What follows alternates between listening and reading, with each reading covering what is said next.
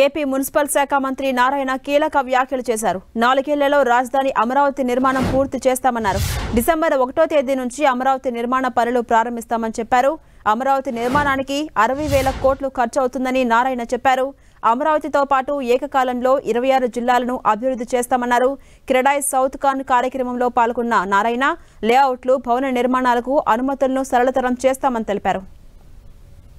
అమరావతి రాజధాని గతంలో ఇక్కడ రైతులు కేవలం 58 రోజుల్లో ఓన్లీ 58 డేస్ 34,000 ఏకర్స్ ఇచ్చారు ల్యాండ్ పుల్లింగ్. 2015 జనవరి 1 నోటిఫికేషన్ ఇస్తే 2015 ఫిబ్రవరి 28 అర్ధరాత్రికి ఇచ్చారు, చిన్న లిటికేషన్ కూడా లేకుండా. దానికి కట్టే బాధ్యత యాక్చువల్గా టేకప్ చేసాం. అయితే ప్రభుత్వం పోవటం జరిగింది, మళ్ళీ ప్రభుత్వం వచ్చింది. ముఖ్యమంత్రి గారు చాలా క్లియర్గా చెప్పారు దీని ఒక ఫాస్ట్ ట్రాక్లో కంప్లీట్ చేయాలని. అయితే ఇంతవరకు ఈ 5 సంవత్సరాల్లో జరిగినవన్నీ స్టడీ చేస్తున్నాం.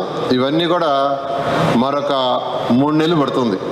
మాకు ఒక 3 monthsలో దీని మీద స్టడీ చేయటం, టెండర్లు పిలవటం అన్నీ అయ్యి ప్రాబబ్లీ డిసెంబర్ 1కి వర్క్ టేకప్ అవుద్ది.